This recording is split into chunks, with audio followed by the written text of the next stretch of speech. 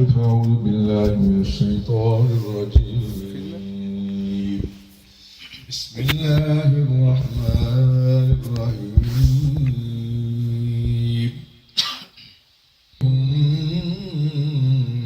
بأيام الله.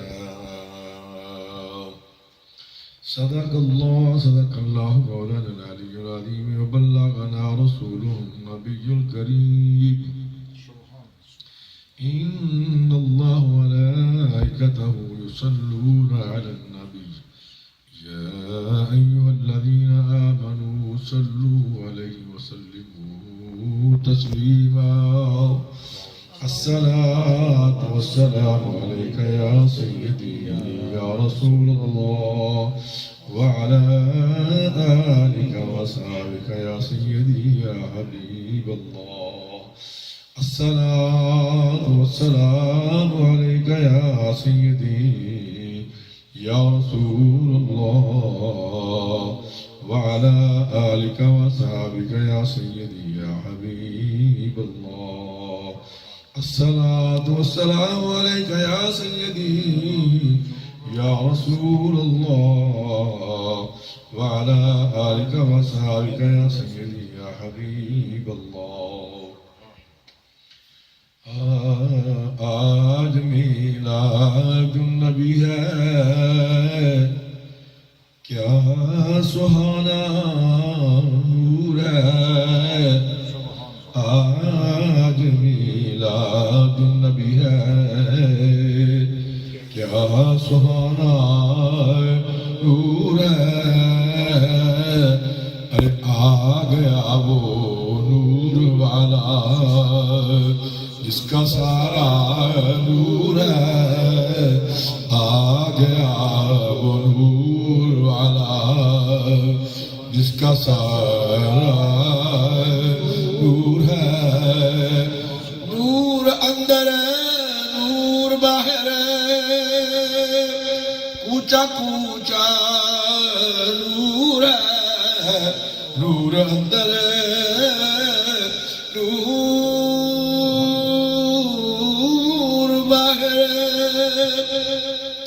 ارے کوچا کوچا نور ہے.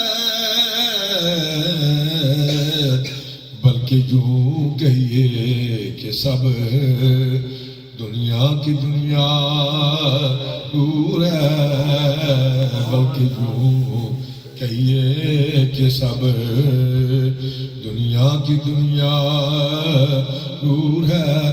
ڈالی ڈالی نور ہے اور پتا پتا نور ہے. گل کھلے ہیں نور کے گلشن میں پھیلا نور ہے. گل کھلے ہیں نور کے گلشن میں پھیلا نور ہے.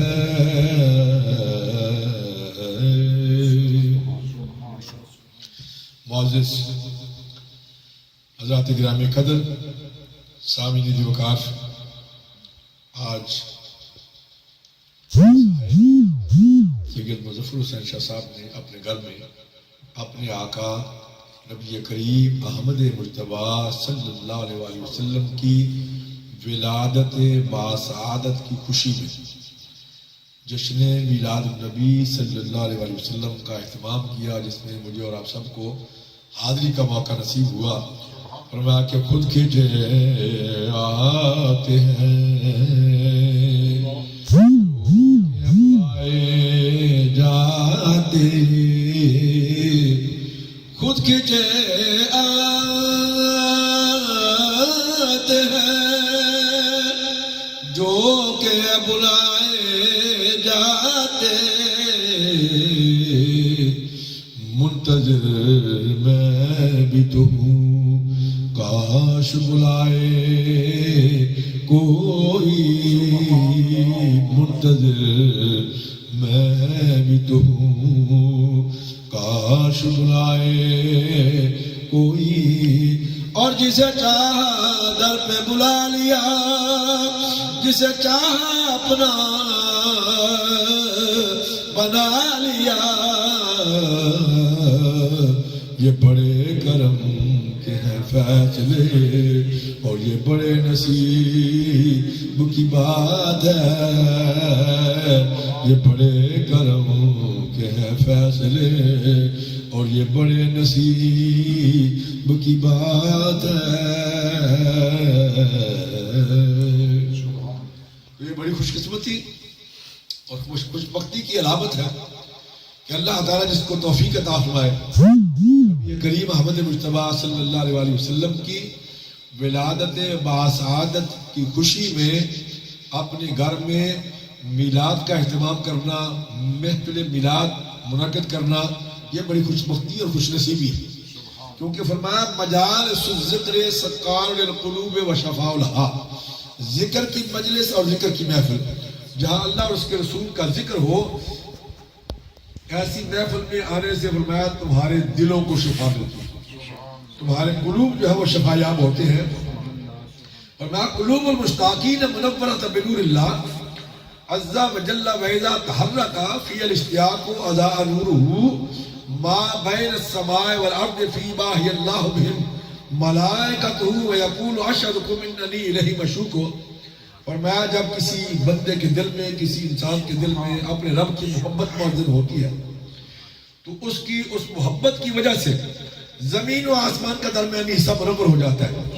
پھر اللہ تعالیٰ فرشتوں سے فخر فرماتے ہیں کہ میرے فرشتوں تم گواہ ہو جو، دیکھو یہ میرا بندہ جو مجھ سے محبت کرنے والا ہے، تم گواہ ہو جو کہ میں اس کے ساتھ اس سے زیادہ محبت کرنے والا ہوں، تم گواہ ہو جو کہ میں اس کے ساتھ اس لیے فرمایا کہ فاذکرونی اذکرکم، اے انسان اے بندے تو مجھے یاد کرتے میں تجھے یاد کرتا ہوں۔ تو دنیا میں بیٹھ کر، انسانوں میں بیٹھ کر میرا اور میرے محبوب کا ذکر کرے گا، اے انسان اے بندے میں آسمانوں میں بیٹھ کر فرشتوں میں تیرا ذکر کروں۔ اللہ کریم فرماتے ہیں کہ بندہ میری طرف اگر ایک بالشت آتا ہے تو میں اس کی طرف ایک قدم بڑھتا ہوں، میں اس کی طرف ایک قدم بڑھتا ہوں۔ تو ذات گرامی قدر میں عرض کر رہا تھا کہ یہ بڑی خوش قسمتی ہے کہ جس کو اللہ تعالیٰ توفیق عطا فرمائے، اور آپ دیکھ رہے ہیں دن بدن آپ کے تجربے میں یہ بات آ رہی ہے کہ جتنا حضور کے میلاد کو ختم کرنے کی کوششیں اور سازشیں ہو رہی ہیں، جتنا حضور کے ذکر کو کم کرنے کی کوششیں اور سازشیں ہو رہی ہیں، اتنا ہی میرے آقا کا ذکر بڑھ چڑھ کے سامنے آ رہا ہے۔ اس سے بڑی بات کیا ہو سکتی ہے کہ سعودی عرب جو سب سے آگے ہے اس چیز میں، اس سال رمضان مبارک کے بعد دور دور تک مخلوق خدا ہوتی ہے، تو جیسے ہی نماز عید ختم ہوئی اور خطبہ ختم ہوا، دعا اگر وہ مانتے نہیں ہیں، جیسے خطبہ ختم ہوا تو عاشقان رسول نے وہاں حضور کا میلاد منانا شروع کر دی۔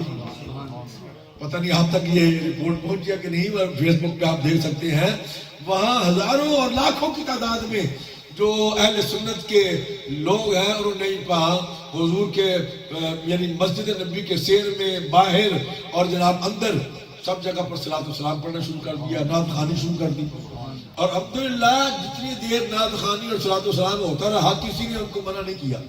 جب ختم ہو گیا اس کے بعد پھر انہوں نے کچھ بندوں کو انفائی ادھر ادھر کیا، لیکن میں عرض کر رہا ہوں کہ جتنا حضور کے میلاد کو اور حضور کے ذکر کو ختم کرنے کی سازشیں ہو رہی ہیں، آپ دیکھتے نہیں ہیں کہ ہر سال میلاد کے مہینے میں پوری، اور بعض لوگ جو کہتے ہیں کہ لو جی یہ اس کا کوئی ثبوت نہیں ہے، اس کا کوئی ذکر نہیں ہے، یہ آج انہوں نے ہمیں کہتے ہیں کہ انہوں نے شروع کر دیا ہے، یا یہ کہتے ہیں کہ آج سے 700 سال پہلے یہ شروع ہوا، یہ بات نہیں۔ اگر کسی کو تسلیم کر لیا جائے کہ 700 سال پہلے شروع ہوا، تو پھر کیا 700 سال میں کوئی بھی ایسا عالم دین، کوئی بھی ایسا اللہ کا بندہ، کوئی بھی ایسا بندہ نہیں تھا جو اس کو منع کرتا یا اس کو روکنے کی کوشش کرتا؟ کیا وہ سارے جاہل تھے جو اس کو مناتے رہے؟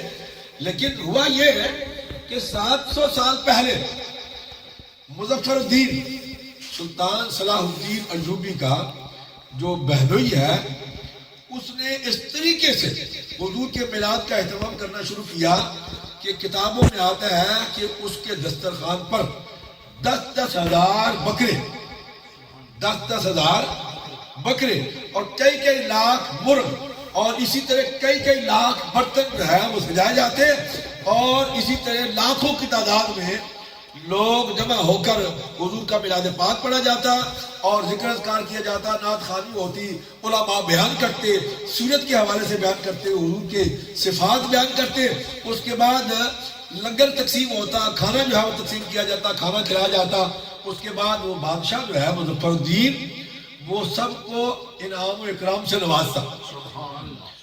سلطان صلاح الدین ایوبی کی ہمشیرہ جو ہے اس کی بیوی وہ کہتی ہے کہ سلطان اپنے لیے 5 درہم بھی خرچ نہیں کیا کرتا تھا، لیکن جب حضور کا میلاد کے دن آتے تو کئی لاکھ درہم جو ہے حضور کے میلاد پر خرچ ہوتا۔ پھر یہ کہنا کہ حضور کے میلاد کا کوئی ثبوت نہیں ہے، جلوس کا کوئی ثبوت نہیں ہے، حضور نے خود اپنا میلاد بنا۔ سوموار کے دن میرے آقا نے روزہ رکھا، صحابہ نے پوچھا کہ حضور نے فرمایا کہ میں اللہ کا شکر گزار بندہ نہ بن جاؤں، کیونکہ یہ دن وہ ہے جس دن میری پیدائش ہوئی، جس دن میں دنیا میں آیا، دنیا میں تشریف لایا، تو اس لیے حضور نے روزہ رکھا۔ اب یہ کہتے ہیں جی کہ یہ ہم جلوس کرتے ہیں، یہ بدعت ہے، یہ شرک ہے، اس کی کوئی اصل نہیں ہے۔ تو آپ خیال کریں اور غور کریں اور دیکھیں کہ جب میرے آقا مکہ مکرمہ سے ہجرت فرما کے مدینہ منورہ تشریف لے کے گئے، مکہ سے ہجرت فرما کے کہاں تشریف لے کے گئے؟ مدینہ منورہ۔ تو میرے آقا نے سب سے پہلے کہاں قیام فرمایا؟ قباء میں۔ آپ جاتے ہیں اگر عمرے کے لیے یا حج کے لیے جاتے ہیں تو آپ قباء میں جاتے ہیں، اور قباء وہ جگہ ہے، وہ مسجد ہے جس کو یہ اعزاز حاصل ہے کہ میرے آقا نے ارشاد فرمایا کہ یہاں جو بھی 2 نفل پڑھے گا، یہاں جو شخص بھی 2 نفل پڑھے گا اس کو ایک عمرے کا ثواب۔ یعنی مکہ مکرمہ میں آپ جاتے ہیں، احرام باندھتے ہیں اور جناب اپنا پھر 7 چکر طواف کے لگاتے ہیں، پھر 7 چکر صحیح کے لگاتے ہیں۔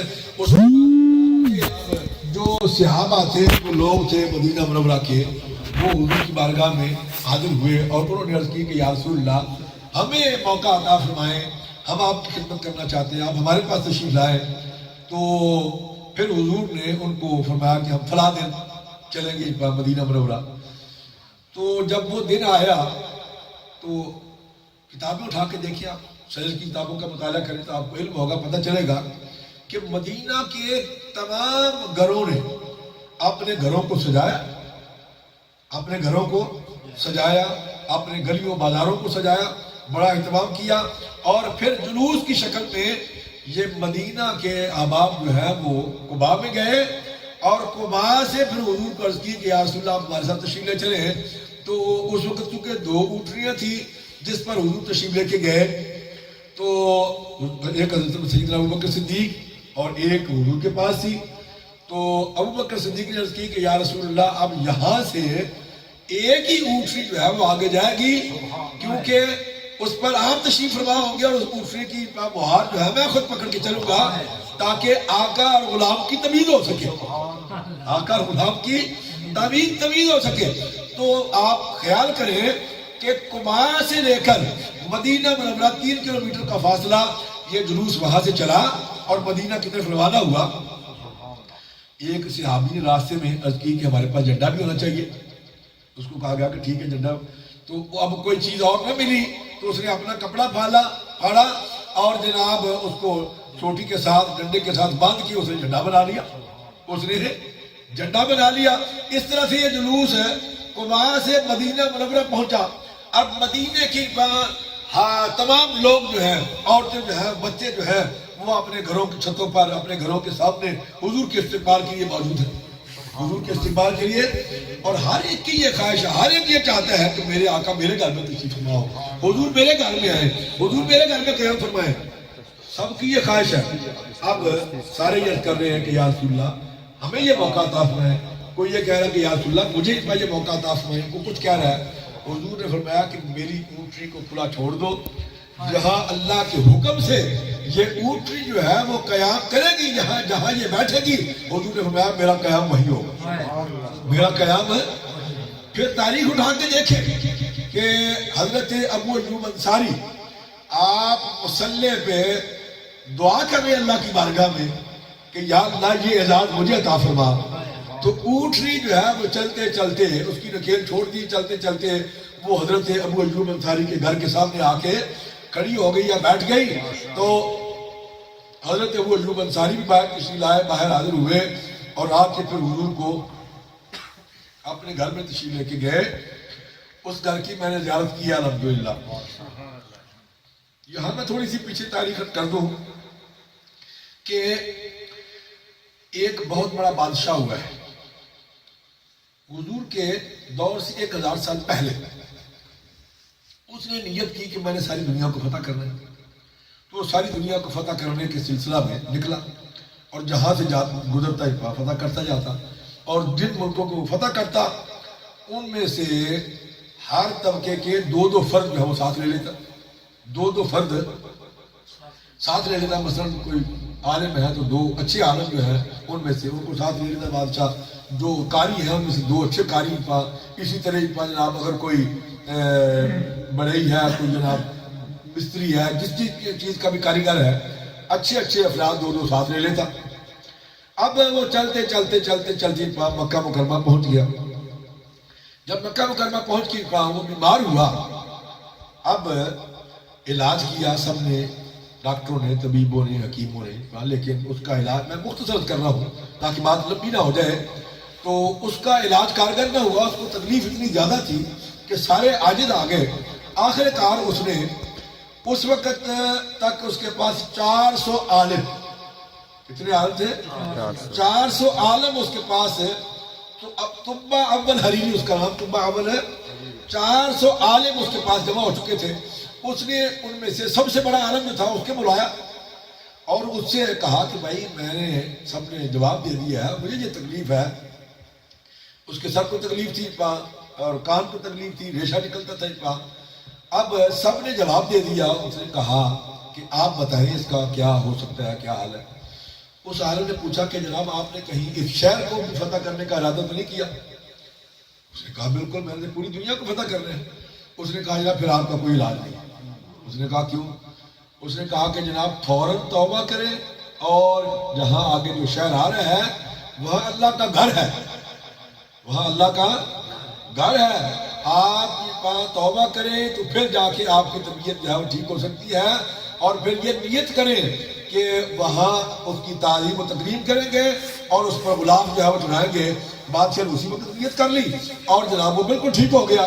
اس کے بعد سب سے پہلا غلام خانہ کعبے پر طب اول حریری نے غلام جو ہے وہ چڑھایا خانہ کعبے پر اور اس نے توبہ کر کے بالکل ٹھیک ہو گیا.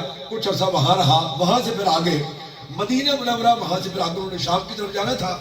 جب مدینہ منورہ میں پہنچے, کچھ عرصہ قیام کیا, تو وہاں سے جب بادشاہ آگے جانے لگا تو وہ جو عالم تھا اس نے آ کے بادشاہ سے گزارش کی کہ جناب اگر جان کی امان پاؤں تو میں کچھ عرض کروں. بادشاہ نے کہا ٹھیک ہے بتاؤ. اس نے کہا کہ جناب ہم جتنے بھی عالم ہیں ہماری یہ خواہش ہے کہ اگر آپ اجازت دیں تو ہم یہاں رکنا چاہتے ہیں, ہم یہاں ٹھہرنا چاہتے ہیں. اس نے کہا وہ کیوں؟ خیر اس نے پھر ساری بات بتائی کہ ہماری کتابوں میں یہ آتا ہے کہ یہاں اللہ کے آخری نبی جو ہیں وہ اس شہر میں تشریف فرما ہوں گے. وہ مکے میں پیدا ہوں گے اور پھر مکے کے لوگ جو ہیں ان کو وہاں سے نکال دیں گے اور وہ ہجرت کر کے اس شہر میں آئیں گے. اب چونکہ ہم یہاں آ چکے ہیں اس لیے ہماری یہ خواہش ہے کہ اگر آپ اجازت دیں تو ہم یہاں ٹھہر جائیں. ہو سکتا ہے کہ وہ ہمارے دور میں آ جائیں, اگر ہمارے دور میں نہ آئیں تو ہماری اولادوں کے دور میں آ جائیں, ان کی دور میں نہ آئیں تو ان کی اس طرح. ہم یہ چاہتے ہیں کہ ہم یہاں قیام کریں اور ان کا انتظار کریں. جب بادشاہ کو اس بات کا علم ہوا تو بادشاہ نے ان کے ساتھ کہا کہ ٹھیک ہے. اب بادشاہ ٹھہر گیا کچھ مہینے اور اس نے حکم دیا کہ ان سب کے لیے مکانات تعمیر کیے جائیں. مکانات تعمیر کیے گئے ان سب کے لیے. پھر بادشاہ نے ایک مکان جو ہے وہ بڑے عالم کے لیے 2 منزلہ تعمیر کیا, باقی سب کے لیے سنگل تھے. 2 منزلہ مکان تعمیر کیا اور بادشاہ نے ایک خط لکھ کے دیا. اس خط کی کاپی آج بھی ہمارے گھر میں الحمدللہ موجود ہے. بادشاہ نے خط لکھا. دیکھیے تاریخ اگر اٹھا کے دیکھیں, نبی جتنے بھی آئے ہیں, نبی پہلے آیا ہے امت بعد میں. نبی پہلے آیا اور امت بعد میں.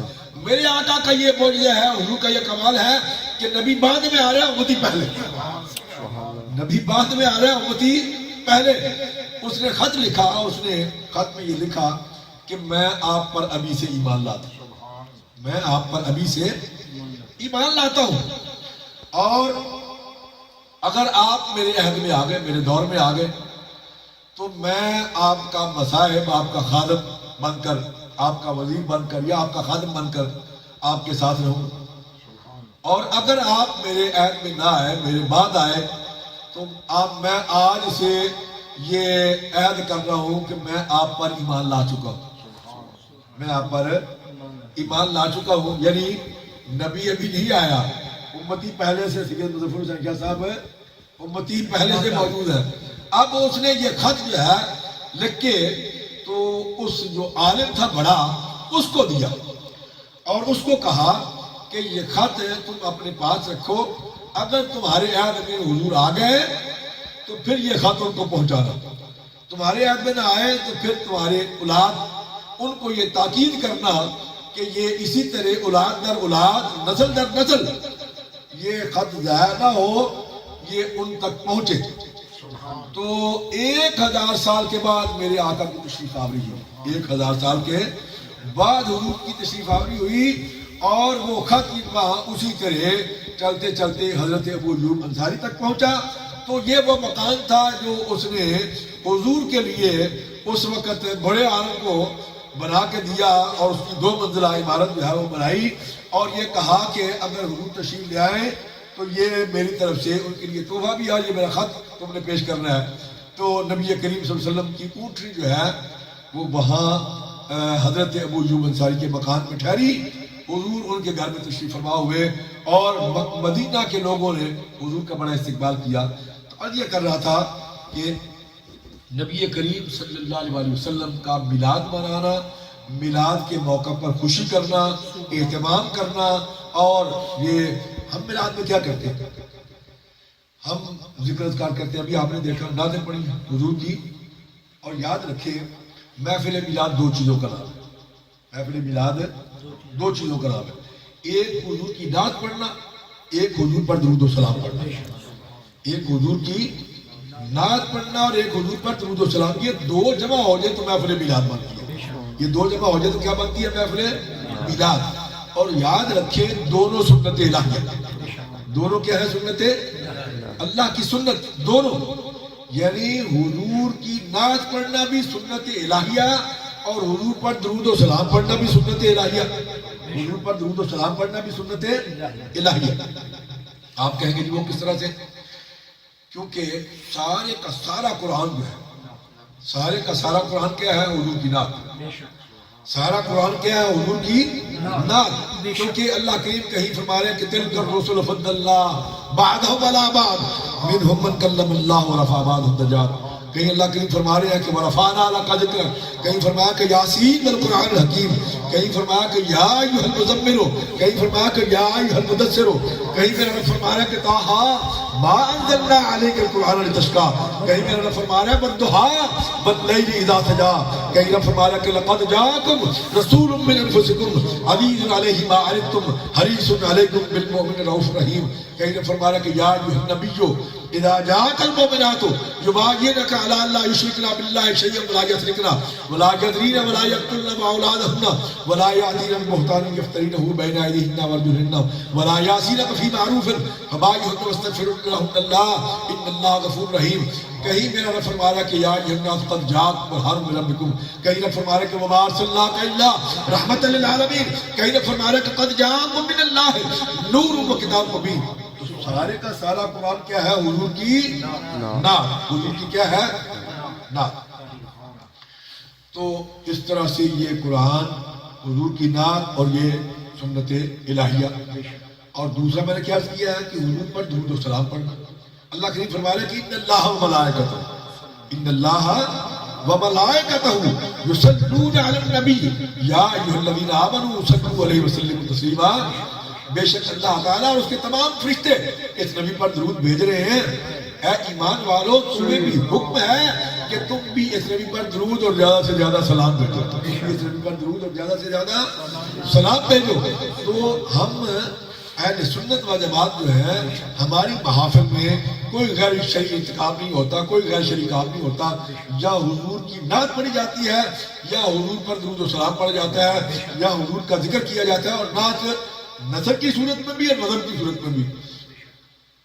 جیسے پہلے صاحبزادگان نے سادات نے نعتیں پڑھی، وہ بھی حضور کی نعت ہے. یہ جو میں عرض کر رہا ہوں یہ بھی حضور کی نعت ہے، وہ نظم کی شکل میں، یہ نظم کی شکل میں، یہ بھی حضور کی نعت. یعنی ہمارے پروگراموں میں کوئی ایسا غیر شرعی ارتکاب، غیر شرعی کام نہیں ہوتا جس سے منع کیا جائے. ہم الحمدللہ قرآن و حدیث کے عین مطابق، شریعت مطہرہ کے مطابق حضور کا میلاد کراتے ہیں، اور انشاءاللہ یہ میلاد ہوتا رہے گا اور قیامت تک ہوتا رہے گا. اور جتنا اس کو جناب ختم کرنے کی سازشیں اور کوششیں کی جائیں گی، اتنے میرے آقا کا ذکر جو ہے، نام جو ہے، وہ ابھر کر سامنے آئے گا. اللہ تعالیٰ میری اور آپ کی حاضری کو مقبول و منظور پائے. کھڑے ہو جائے، سلام کا ایک شعر پڑھ لیتے ہیں. مصطفیٰ جام رحمت لاکھوں سلام، شفائے بزم ہدایت پہ لاکھوں سلام. سبحانی گھڑی چمکاتا ہے ماں کا چاند، اس دل افروز ساعت پہ لاکھوں سلام. مصطفیٰ جان رحمت پہ لاکھوں سلام، شمع بزم ہدایت پہ لاکھوں. اے خدا کے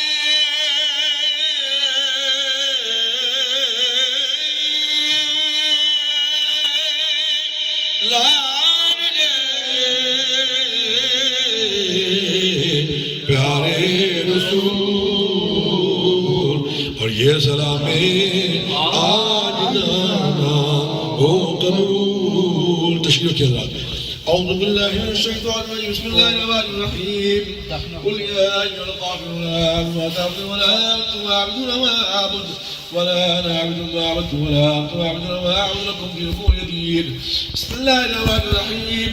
قل هو الله احد الله الصمد لم يلد ولم يولد ولم يكن له كفوا احد. بسم الله الرحمن الرحيم. قل هو الله احد الله الصمد لم يلد ولم يولد ولم يكن له كفوا احد. بسم الله الرحمن الرحيم. قل هو الله احد